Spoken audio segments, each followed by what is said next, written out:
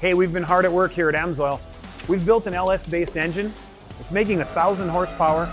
We've put it in some cool situations on our dyno, such as drag racing, autocross, and even some daily driving. Well, we've taken it apart, and we're here to show you the results. So let's get into it. We built a motor, we ran it on a dyno, and now we tore it all apart. Garrett, how did we get here? Len, we landed on the LS because it's a very robust system. It's very popular, and the aftermarket for it is very deep, which allows us to build this engine how we wanted to build it. Tell them what the goals were for this engine. Yep, the goals were 1,000 horsepower. We want to run on pump gas. We want it to be able to be driven on the track and also be a daily driver as well. So we ended up running it in 3 different areas, 3 different test parameters. We did a drag racing simulator, we did autocross, and then at the very end, daily driving. We took all of those different things and we stuck it all together, which is what kind of made it extreme, right? We did the drag racing, the autocross thing, plus we daily drove it. The average person may just do one of those. Exactly. How did we come up with that drag racing profile? The dyno drag racing profile kind of emulated from what someone would see in a typical season of drag racing. About 4 weekends, 10 passes each weekend, totaling 40 total hits. Autocross next. It's really difficult because it's so dynamic. It's not like going down a drag strip full throttle the whole time. Your throttle is really varying throughout those corners. We base it off of Brainerd International Raceway's Donnybrook road course, 2 to 2.5 minutes a lap, 3 laps, and then a cool down, and we cycled that throughout testing. Total time on the autocross, do you remember what that was? It was about 8 hours. Last piece of the puzzle was the daily driving. We ended up landing on 15 hours for that, and that was a combination of street driving, highway, and then freeway too, because you know it's fun to come down those on-ramps full throttle. Exactly. I know that I would do that. If I had 1,000 horsepower, it would be as fast as I could go. Me too, Len. And of course, staying inside the speed limit. So Garrett, we selected Dominator for this engine. And specifically here, we're talking about the valve train as it relates to the zinc and phosphorus package. Dominator has elevated levels of that. So when you get into the push rod, rocker arm interface area, you're gonna hit a performance level that you need to have that in there or you will see wear. So that was kind of correct. Some of our reasoning behind using Dominator instead of the Signature series on this particular project. Garrett, we're standing in front of a table full of engine parts. So after that 25 hours on the dyno, general comments about how this worked? Len, after 25 hours, this engine looks great. The rotating assembly looks amazing, the bearings look good, and the valve train looks great as well. Get into this thing a little bit deeper. Let's bring in Chris Orr, who actually built this thing. Sounds great, Len. We've got Chris Orr here. Chris, you are the mechanical lab manager. Yes, sir. Let's get into it a little bit. We set out to build 1,000 horsepower engine, LS based, and we wanted it to be not something that would just make 1,000 horsepower once or twice, but something that would do it consistently for whatever our testing needs might be. You know, we're in the business obviously of testing oil. We didn't want to test engine parts.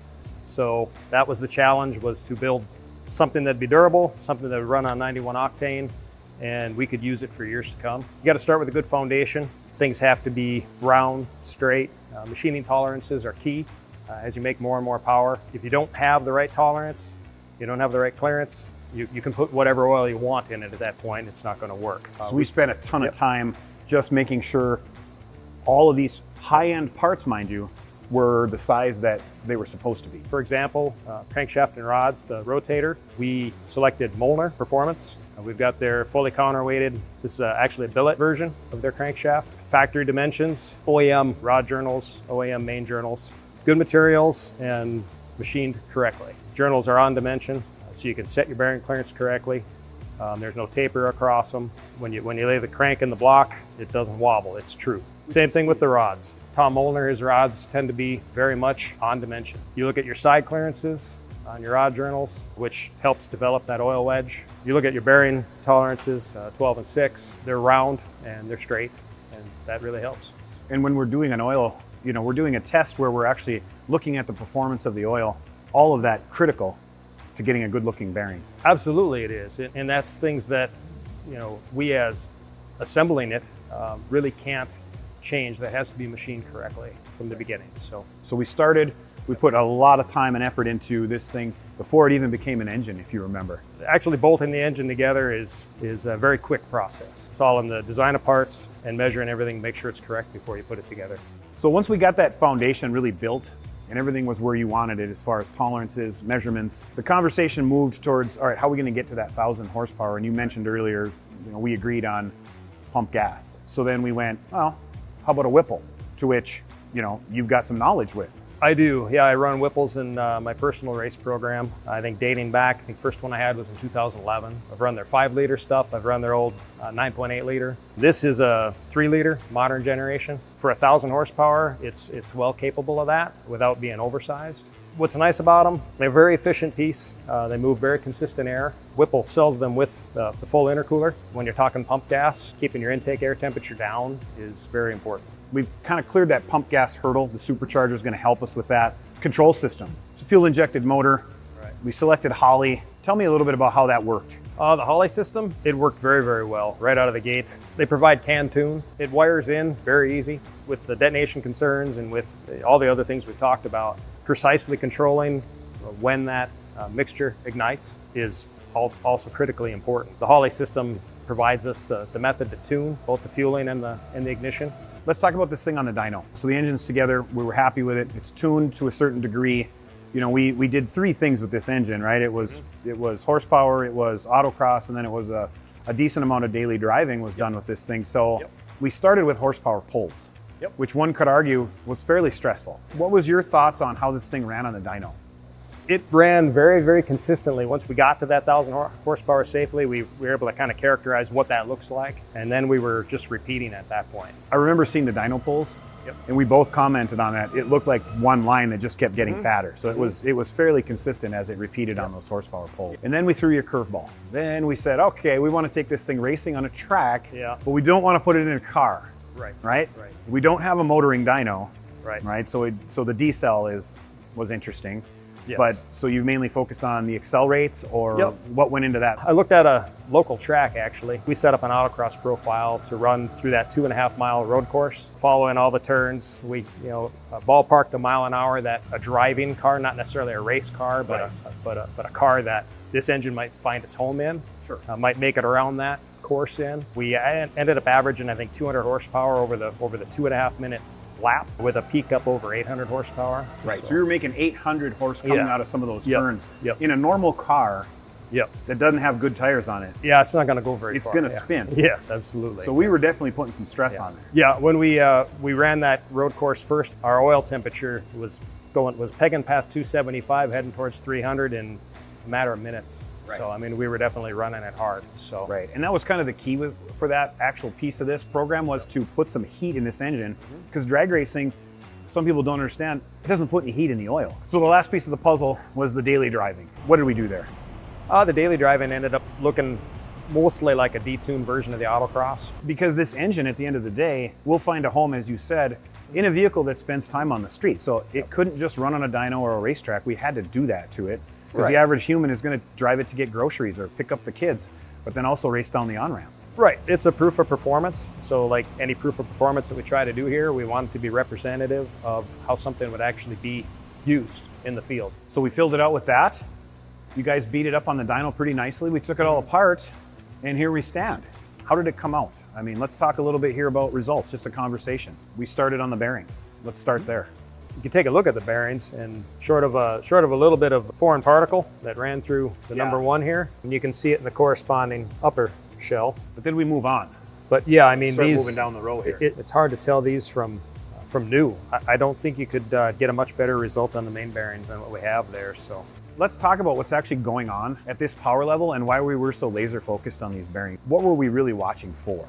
The elephant in the room is the crankshaft is going to flex. There you go. That's what I was looking for. So this thing is not going to stay straight at 1,000 horsepower. No. The more power you make, the more it's going to flex. The key is accounting for it. Yep. And we did that with bearing clearance. Yep. Bearing clearance and oil viscosity, oil pressure. What was the tolerance on this? 3.5 on the mains with a 50 weight oil. Moving on to the rod bearings. These things are carrying a lot of stress. Well, the rod bearings are, like you say, they're pretty well the most highly loaded components in the engine. So if you want to look for bearing stress. There was a lot of discussion that went into these bearings being uncoated. They're going to show that they were working, but in your opinion, these bearings, these are not bad, these are not beat up. Certainly not for the conditions. At the end of the test here, we have what I'd call just a light polishing. There's no overlay fatigue. There's no significant wear to the upper bearing. There's no indication that these wouldn't live for a long time to come. You said early on, and it was a statement that I still remember, we're testing oil, not parts. Right. It was your idea to dry sump this thing. Let's explain why we decided to do that.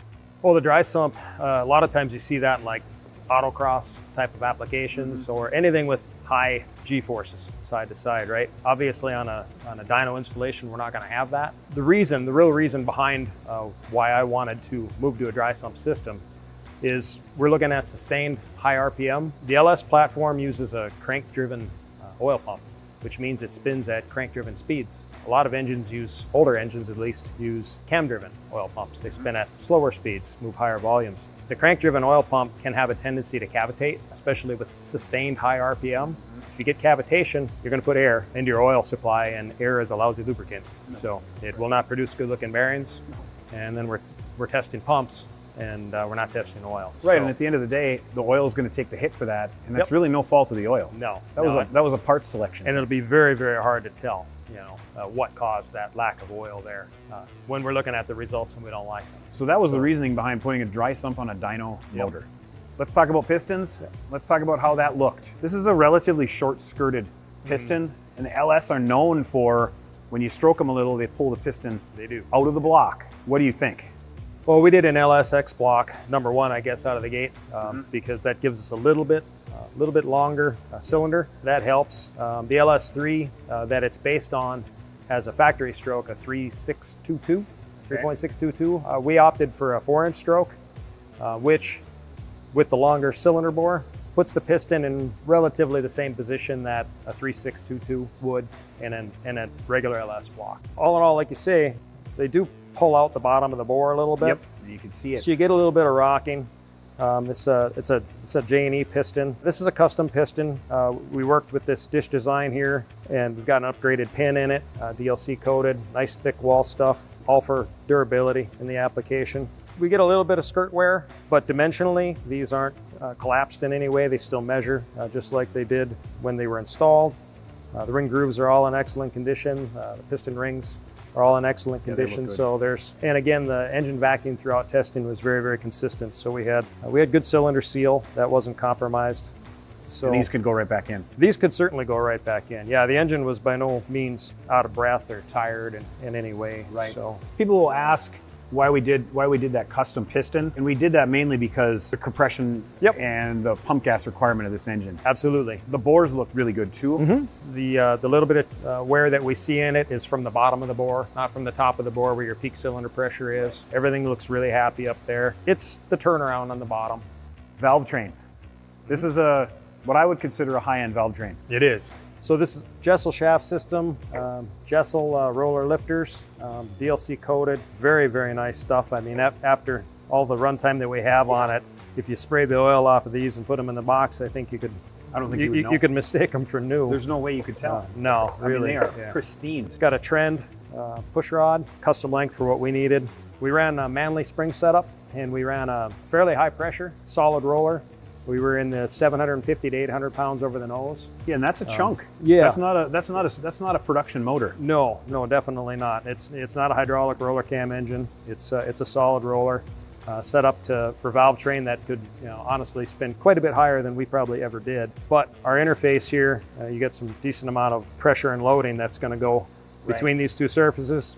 On the intake valve to some extent, even more on the exhaust valve, because the exhaust valve has to open against cylinder pressure. And what we saw here and what we were looking for was no wear here. Yeah, we really have no wear on the push rod tips. Everything looks very, very, very nice. So. And shameless oil plug part of this. Yeah. That's where the Dominator oil with that elevated zinc and phos, that zinc really helps to protect that surface, right? Because it's going to activate in those different areas. And that's what really is going to start separating, a production type oil that goes in every kind of type of a car to an actual purpose-built racing oil. Cylinder heads on a supercharged motor. We like this AFR. Why? Yeah, AFR specifically. Again, it kind of goes to my experience. I've run quite a bit of AFR product myself in applications at higher power levels. They advertise it's big to them, and I believe it. They have a very nice thick deck on them that holds a gasket well. We also, in this build, because we didn't want to test parts again, we went with a 6-bolt, which an LS engine is typically a 4-bolt design. And at 1,000 horsepower, you're going to probably get mixed results. If you have any erratic combustion at all, you might get some bad results. So we were able to upgrade with the 6-bolt design. And the other deal with these is they were actually the Jessel shaft system that we ran is designed for this cylinder head casting. So it was really a nice package to put together something that would be bulletproof. And they do obviously provide plenty of airflow for the horsepower goals that we were looking for. With the given size engine that we had and the RPM that we were looking to run, it worked well. Well, Chris, I think this was successful. You know, I think we did a pretty good job here of covering our bases. Nothing caught us out of the blue, right? No, I don't think so. I think the project went well.